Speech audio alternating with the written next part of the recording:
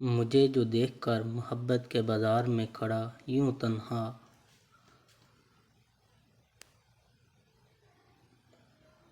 कहा दिल ने मुझे, है अजनबी तू क्यों आया है यहाँ।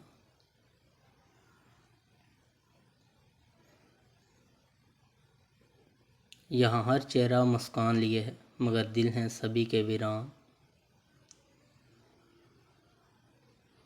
तेरी कोई कीमत नहीं है यहाँ, तो लौट जा अपने जहाँ।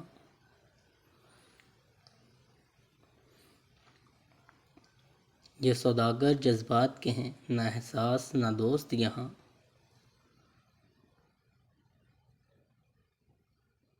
किसी ने ख्वाब बेचे हैं यहाँ, किसी ने तोड़े हैं वादे यहाँ।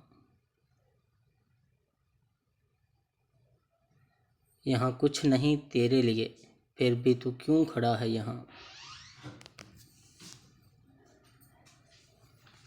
समझ में नहीं आता मेरी, तुझे क्यों भेजा गया है यहाँ।